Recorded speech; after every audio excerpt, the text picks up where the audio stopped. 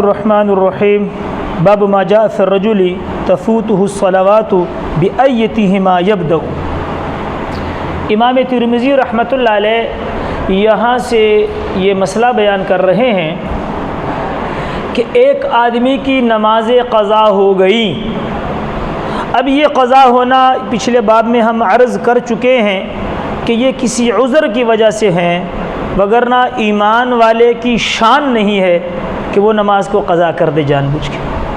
اسی لیے اختلاف بھی ہے، یہ مسئلہ بھی یاد رکھیں کہ اگر جو آدمی جان بوجھ کے نماز قضا کرے تو غیر مقلدین کے نزدیک اس کی قضا نہیں ہے، صرف توبہ کرے گا۔ جان بوجھ کے نماز قضا کرے گا تو وہ توبہ کرے گا، اس کی قضا نہیں ہے۔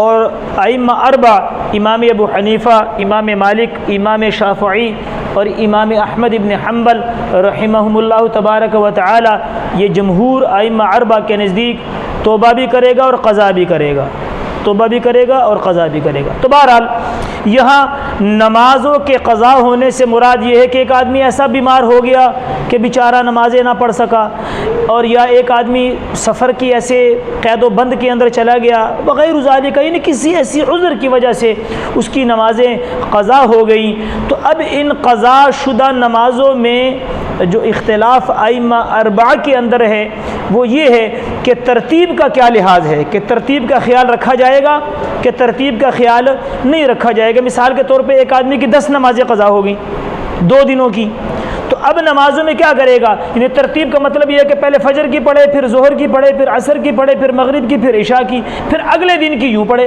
یہ ترتیب ہے۔ اور ایک یہ ہے کہ بھئی جون سی مرضی پڑھ لے، پہلے نمازیں ہی خالی پڑھنی ہے۔ امام شافعی رحمۃ اللہ علیہ وہ کہتے ہیں کہ ترتیب سنت ہے، فرض و واجب نہیں ہے۔ ترتیب کیا ہے؟ سنت ہے، یعنی ترتیب سے نمازیں پڑھنا، پہلے فجر کی، پھر ظہر کی، پھر عصر کی، پھر مغرب کی، پھر عشاء کی، پھر اگلے دن یوں ہی پڑھے، یہ ترتیب سنت ہے۔ کیوں؟ کہتے حدیث فعلی ہے، اور فعلی حدیث سے زیادہ سنیت ثابت ہوتی ہے، وجوب ثابت نہیں ہوتا۔ ائمہ ثلاثہ امام ابو حنیفہ، امام مالک اور امام احمد ابن حنبل رحمہم اللہ تبارک و تعالی وہ کہتے ہیں کہ ترتیب واجب ہے، ترتیب واجب ہے، لیکن یہ ترتیب احناف کے نزدیک 3 وجوہات سے ساقط بھی ہو جاتی ہے۔ ترتیب واجب ہے، ترتیب واجب ہے مطلب پہلے قضا پڑھے پھر ادا پڑھے، یہ بھی ضروری ہے ترتیب میں کہ پہلے آدمی قضا نماز پڑھے پھر ادا نماز پڑھے۔ ایک آدمی کے ذمہ قضا نماز ہے اور وہ ادا پڑھ رہا ہے، قضا نہیں پڑھ رہا کیونکہ قضا پہلے پڑھے گا۔ اب یہ جو ترتیب ہے کہ پہلے قضا پڑھے پھر ادا پڑھے، یہ ترتیب ائمہ ثلاثہ کے نزدیک اور اس ترتیب سے پڑھنا یہ واجب ہے، لیکن احناف کہتے ہیں کہ یہ ترتیب جو واجب ہے یہ 3 وجوہات سے ساقط ہو جاتی ہے: کثرت نسیان، کثرت فوائد اور ضیق الوقت۔ تشریح کرتا ہوں۔ نسیان، ایک آدمی بھول ہی گیا، ایک آدمی کو یہ بات بھول گئی کہ اس کے ذمہ، مثال کے طور پہ وہ ایسے وقت میں آیا ہے کہ ابھی ظہر کی نماز اس کی قضا ہو رہی ہے، سمجھیے قضا ہو گئی ہے، عصر کی نماز کا وقت ہے، وہ آ گیا، اب اس کو یہ بھول گیا کہ بھی میری ظہر کی نماز قضا ہے اور عصر کی نماز پڑھ رہا ہے۔ تو یہ بھول جانا، اس سے بھی یہ جو ترتیب تھی کہ پہلے قضا پڑھے پھر ادا پڑھے، یہ ترتیب ساقط ہو جاتی ہے، کیونکہ اللہ کے نبی نے فرمایا میری امت سے خطا اور نسیان کو اٹھا دیا گیا ہے۔ اور قرآن کے اندر بھی پڑھتے ہیں کہ ربنا لا تؤاخذنا ان نسینا او اخطانا، کہ یا اللہ جو ہم بھول جائیں، جو ہم سے خطا ہو جائے وہ ہم یا اللہ معاف کر دیں۔ اچھا، دوسری صورت یہ ہے کثرت فوائد، یعنی 6 نمازوں سے زیادہ نمازیں قضا ہو گئی۔ اسی لیے ایک فقہ میں مسئلہ چلتا ہے صاحب ترتیب کا، کہ صاحب ترتیب کس کو کہتے ہیں؟ صاحب ترتیب وہ ہے کہ بلوغت کے بعد اس کی 6 نمازیں قضا نہیں ہوئیں، جب سے وہ بالغ ہوا ہے، یہ بالغ ہوئی ہے، بلوغت کے بعد 6 نمازیں قضا نہیں ہوئی، اس کو شرعیت کے عرف میں صاحب ترتیب کہتے ہیں۔ صاحب ترتیب کا مسئلہ یہ ہے کہ یہ جو صاحب ترتیب ہے یہ جب تک قضا نہیں پڑے گا اس کی ادا نہیں ہوگی۔ یہ جو صاحب ترتیب ہے کہ بلوغت کے بعد جس کی 6 نمازیں قضا نہیں ہوئی، یہ صاحب ترتیب کے لیے مسئلہ یہ ہے کہ یہ جب تک قضا نہیں پڑے گا تب تک اس کی ادا بھی نہیں ہوگی۔ لیکن اس سے بھی یہ 3 چیزیں 3 اوقات میں کہ اب اس کو یہ بھول ہی گیا ہے کہ میں صاحب ترتیب ہوں، یا اس کو یہ بھول گیا کہ میرے ذمہ نماز ہے اور بھول گیا، تو یہ بھی ترتیب ساقط ہو جاتی ہے، وہ نماز ہو جائے گی۔ نمبر 2، 6 نمازوں سے نمازیں بڑھ گئیں۔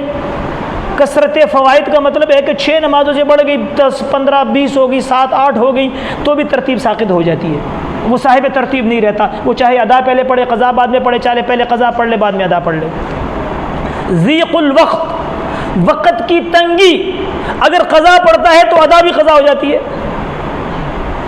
ایسے وقت میں آیا، ایسے وقت میں بیدار ہوا، ایسے وقت میں نماز کا وقت ملا کہ اب اگر وہ قضا پہلے پڑھتا ہے تو ادا بھی قضا ہو جاتی ہے، تو ادا بھی قضا ہو جاتی ہے، تو بھی ترتیب کیا ہو جاتی ہے؟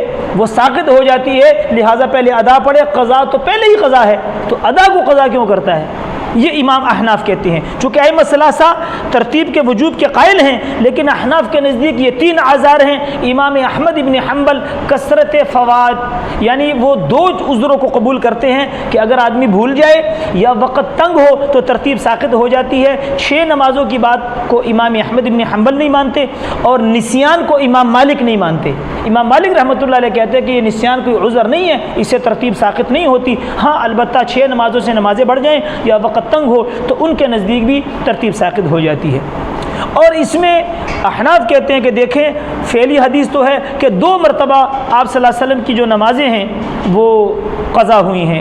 ایک غزوہ خندق میں 3 نمازیں، لیکن راوی نے یہاں پر 4 کا ذکر کیا ہے، ظہر، فجر، ظہر، عصر اور مغرب۔ عشاء رات دیر جا کے جنگ بند ہوئی تو پھر آپ علیہ السلام نے ان نمازوں کو دہرایا، تو عشاء چونکہ اپنے وقت میں پڑھی گئی لیکن دیر کر کے پڑھی گئی تھی، 4 نمازیں نہیں تھی، اور ایک عصر کی نماز آپ علیہ السلام کی قضا ہوئی، اور دونوں مرتبہ آپ علیہ السلام نے نمازوں کی قضا ترتیب سے کی ہے۔